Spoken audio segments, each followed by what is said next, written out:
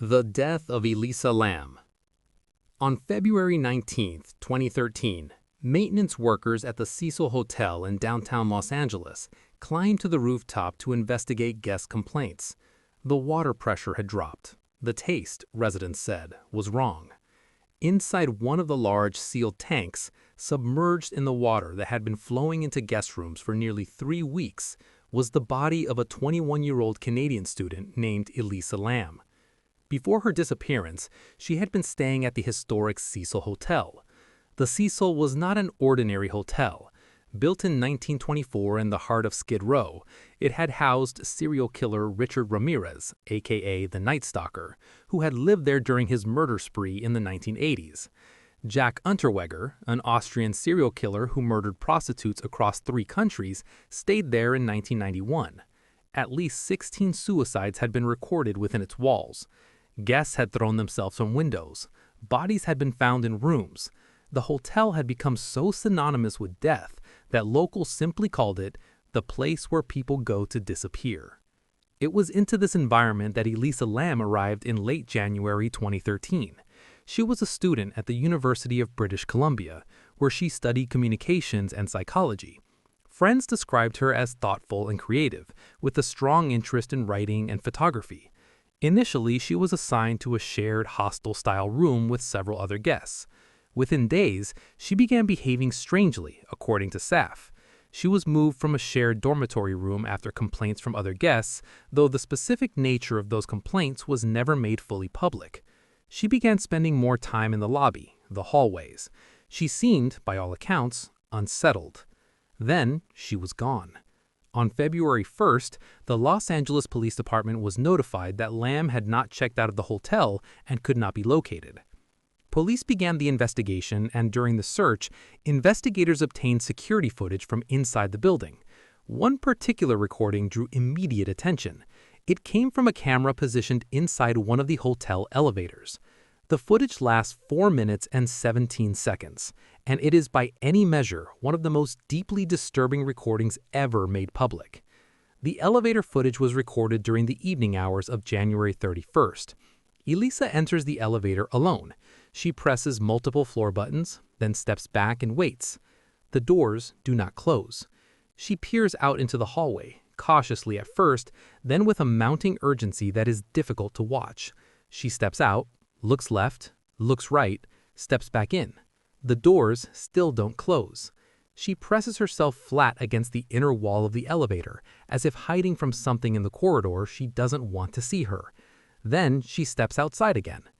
What follows defies easy explanation. She begins moving her hands in slow, fluid, almost ritualistic gestures. Her fingers spread and curl. Her arms trace patterns in the air. She turns, speaks, or appears to speak, to someone not visible on camera. Her body language shifts between fear and what looks unsettlingly like conversation, like negotiation, like she is trying to reason with something that should not be there. After several minutes, Lam exits the elevator and walks down the hallway. The elevator doors finally close.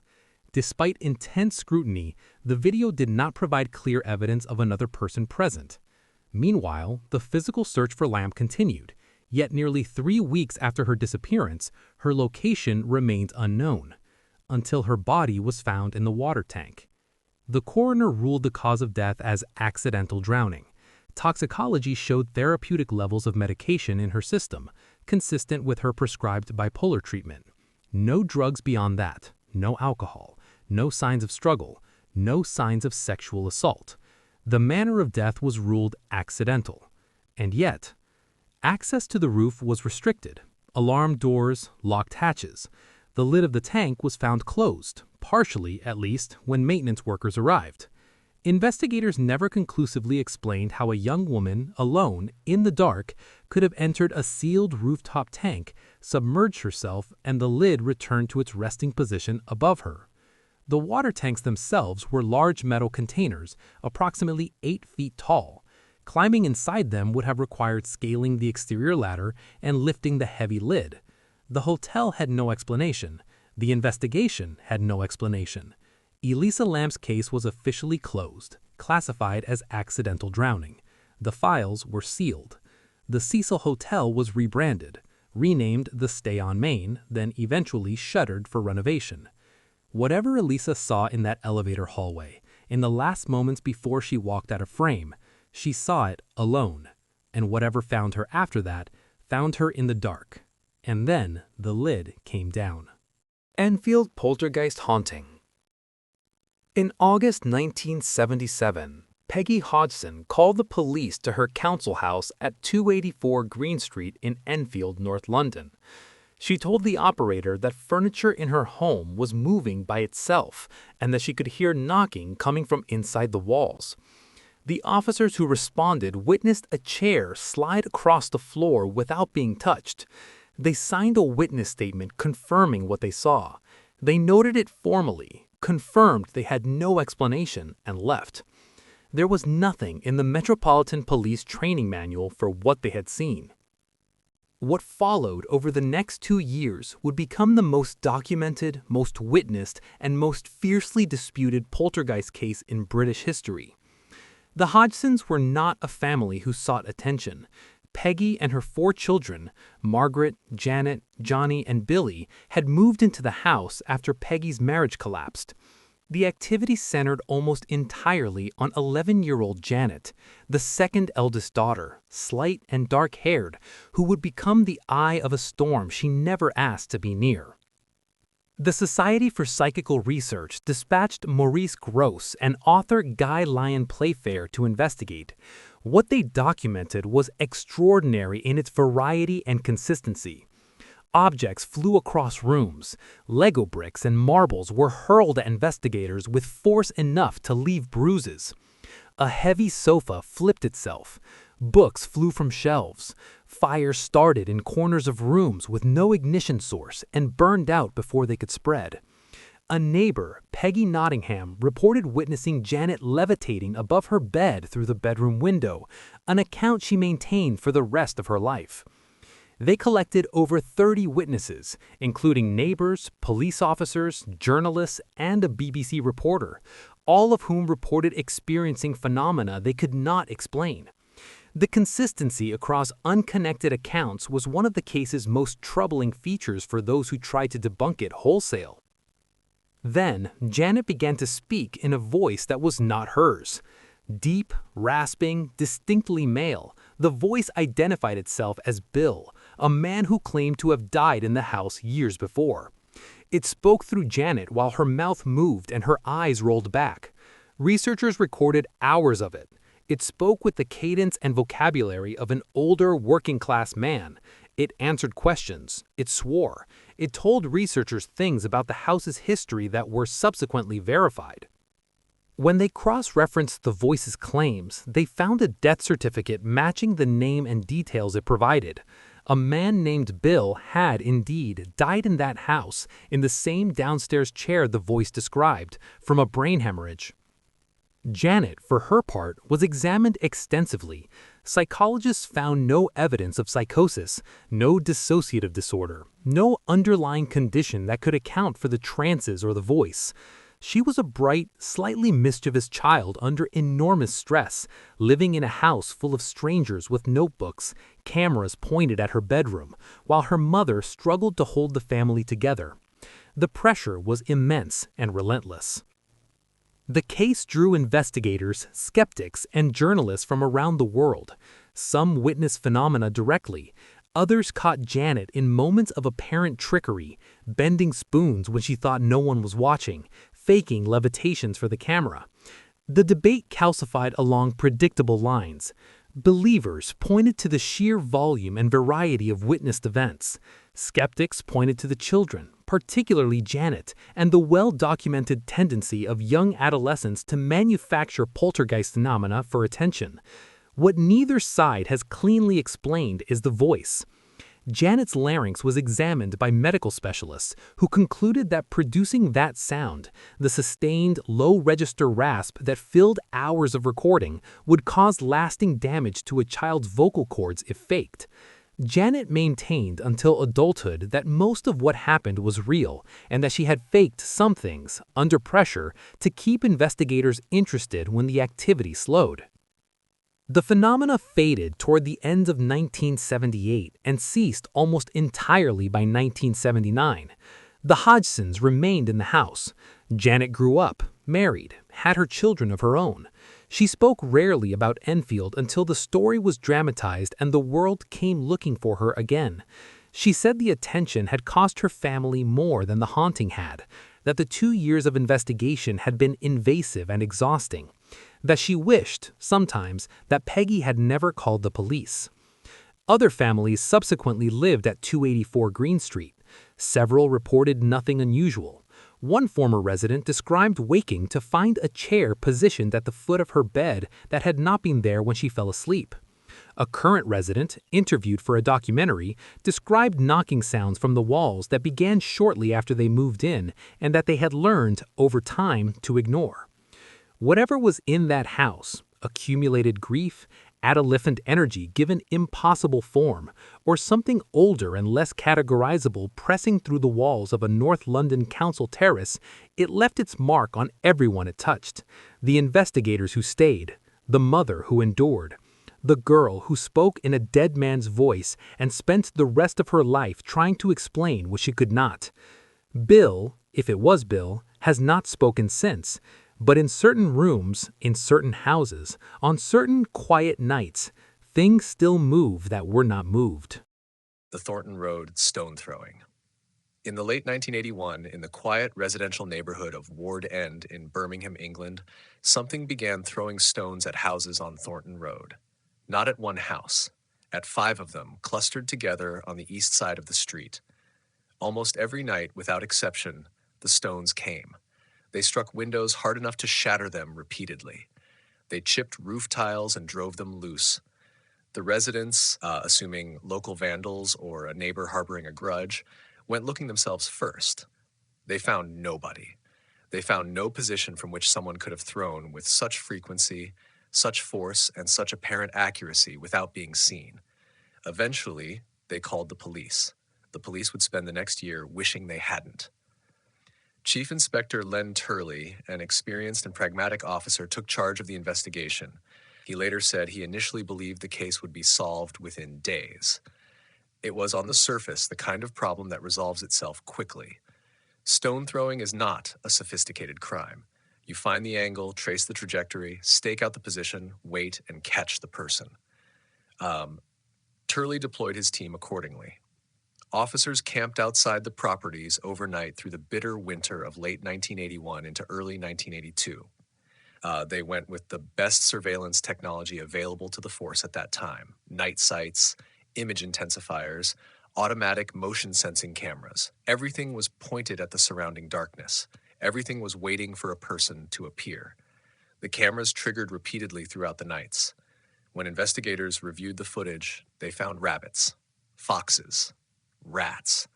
The motion sensors were sensitive enough to detect animals that small, and they caught them every time. They caught nothing else. No human shape, no silhouette, no sign of anyone at all.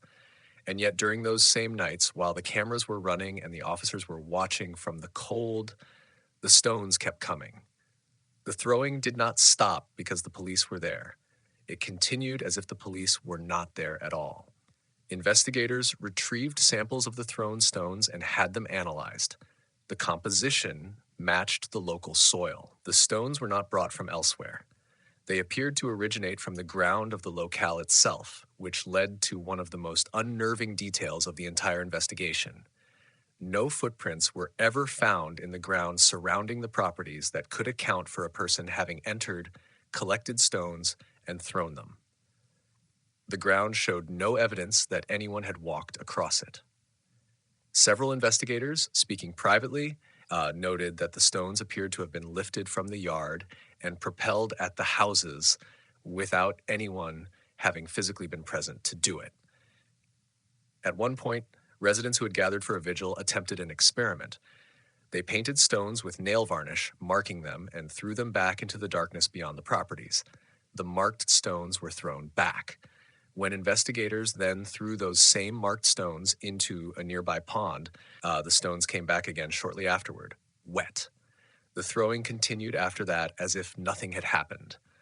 On one occasion, when an official from a nearby town visited the property to observe the situation firsthand, he was immediately pelted with stones upon arrival.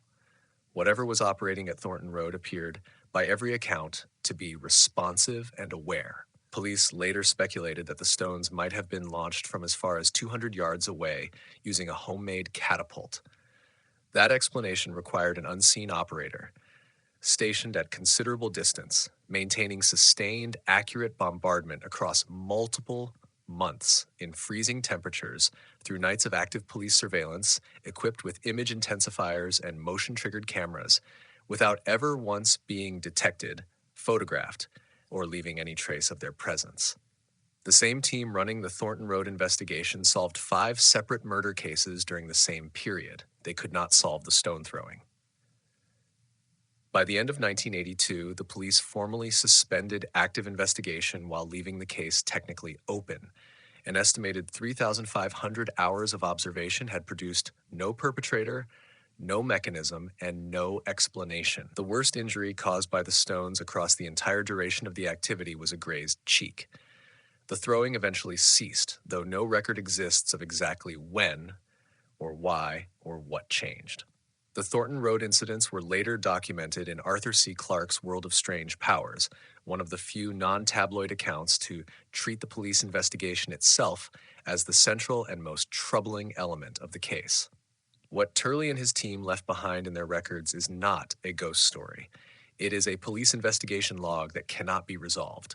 Officers saw the damage, they sat through the nights, they captured every animal that moved, they caught nothing that threw, and the throwing did not stop until it chose to.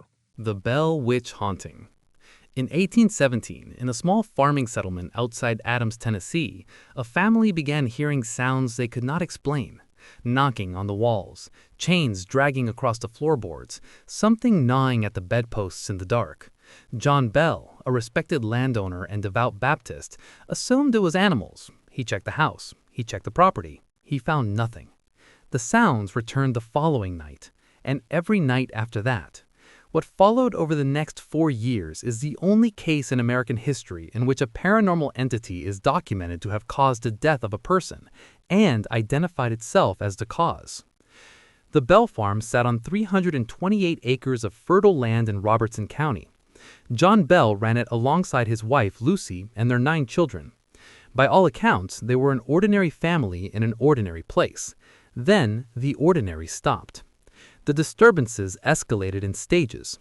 First the sounds. Then the bed covers were ripped from sleeping children. Hair was pulled with enough force to wake them screaming. 12-year-old Betsy Bell was slapped, scratched, and had her hair violently pulled in the night. Witnesses who stayed at the farm reported the same. Not 1 or 2 people. Dozens. Neighbors, community leaders, and eventually investigators all documented what happened inside that house. The entity was not silent about what it was doing. The voice, which spoke from the air of the farmhouse without visible source, told visitors it was the witch of a neighbor named Kate Batts, with whom John Bell had a land dispute. It called itself Kate. It sang hymns. It quoted scripture with startling accuracy. It conversed with visitors, answered questions, demonstrated knowledge of events happening simultaneously miles away. Kate had preferences. It adored Lucy Bell, the mother, often leaving her gifts of fruit and singing softly near her room. She spoke kindly to her, comforted her, and stayed with her through illness. For Lucy Bell, the entity was something close to protective. For John Bell, it was something else entirely. The targeting of John Bell was methodical and escalating. He was struck repeatedly, slapped across the face, his jaw seized and locked until he could not eat. He began to deteriorate physically, lost weight, lost the ability to swallow, wasted across months while his family watched, and this invisible thing seemed to draw energy from his decline. In 1819, word of the Bell haunting reached General Andrew Jackson, the future president of the United States. Jackson was a man who had survived wars and duels. He was not easily frightened. He traveled to the Bell farm with a group of men, purportedly to investigate the claims himself. The wagon reportedly stopped on the road approaching the property. The wheels locked. The horses refused to move despite whipping. No mechanical failure was found. After some minutes, a voice came from the air above the road. Some accounts place it in the trees, others simply in the air, announcing its presence and releasing whatever hold it had on the wagon. The party continued to the farm. That night, the witch tamer announced loudly that he had a special bullet to deal with spirits and dared the entity to show itself. The accounts of what happened that night are consistent. Invisible blows rained on the man until he fled the house screaming, begging for mercy. The voice laughed. What happened that night sent Jackson and his party fleeing before dawn. Jackson later told associates he would rather face the entire British Army than spend another night in that house. He never spoke publicly about what he witnessed. His personal correspondence from that period contains a single reference, describing the encounter as the most terrifying experience of his life. No further detail was ever recorded. By late 1820, John Bell had become a man diminished almost beyond recognition. He became thin, weak, unable to eat reliably, prone to sudden episodes of convulsion and paralysis that his family watched with helpless terror. On the morning of December 20th, 1820, John Bell was found unconscious in his bed. A vial of strange liquid was discovered nearby, one that no member of the family had ever seen before. The family cat was given a small amount of the liquid and died within minutes. John Bell died later that day. The official cause of death was listed as unknown. On the morning of his death, witnesses reported hearing laughter in the Bell home, not the laughter of any person present, the voice of Kate, singing and celebrating, filling the rooms of the house where John Bell lay dead. When the family members demanded to know what it had done, it told them. It said it had administered the contents of the vial to John Bell while he slept. It named the substance, though accounts vary on whether what it named was identifiable. It said it had finished what it had come to do. After John Bell's death, the manifestations began to subside. The voice grew quieter over weeks, visited less frequently, and finally, in the spring of 1821, delivered something like a farewell. It spoke at length to Lucy Bell and to John Bell Jr., who had kept the most detailed written records of the family's experience. It said it was leaving. It said it would return in 7 years. It named a specific descendant of the Bell line it would revisit in a specific future generation. It left. 7 years later, in 1828, the phenomena reportedly returned briefly to the Bell farm, visiting John Jr. for a period of 2 weeks, discussing philosophy and prophecy with him, and then departing again with the statement that it would return once more, in 100 years, to a specific Bell descendant. That visit, if it ever occurred, was not recorded. John Bell Jr.'s account, written across the years of the haunting and preserved by the family, forms the primary documentary record of the case. It was published in 1894 as An Authenticated History of the Famous Bell Witch, compiled by Martin V. Ingram from the family's materials. Historians have debated its accuracy and embellishment ever since.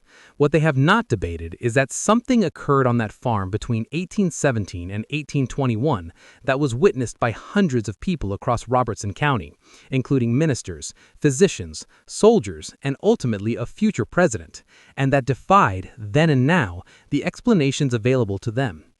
The Bell farm is gone, but the cave on the property, which locals have always called the Bell Witch Cave, remains. It is open to visitors. Tour guides tell the story with the practiced ease of people who have told it 1,000 times. They also tell you, with the quiet seriousness of people who mean it, not to go to the back of the cave alone. Equipment fails there. Cameras malfunction. Visitors report a cold that has no source, and the specific, unnameable sensation of being watched by something that has been watching for a very long time.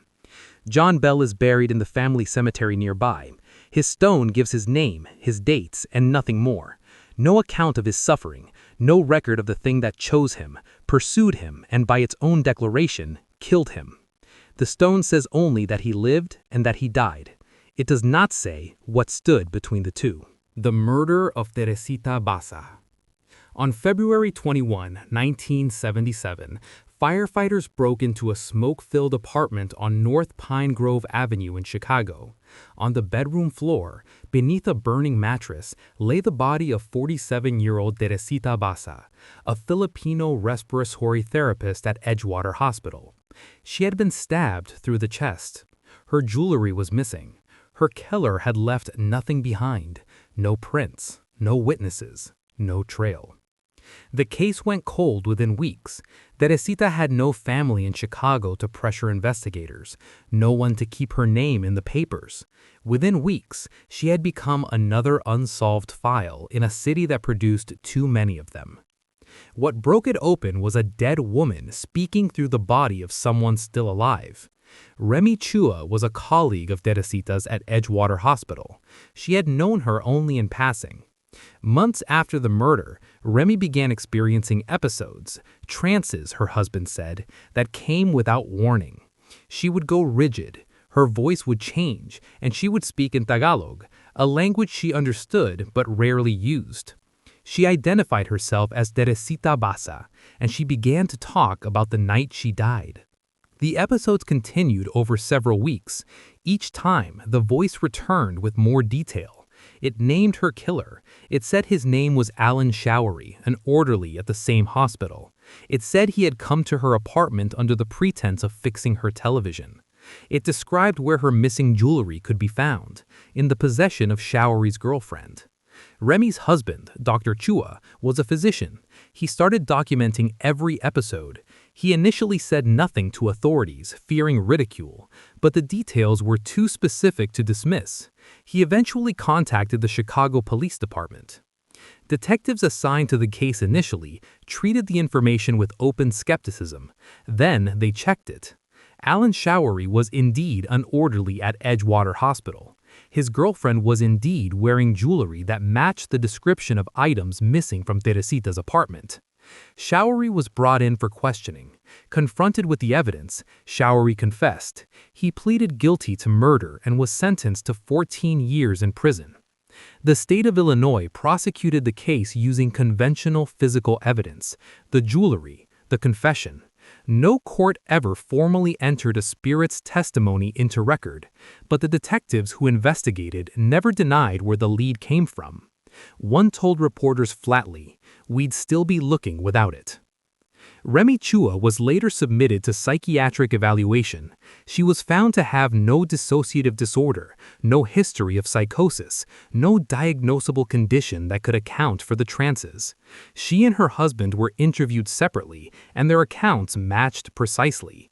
Neither had any prior connection to Showery. Neither had any motive to fabricate. The episode stopped entirely after Showery's arrest. The voice, whoever or whatever it was, did not return.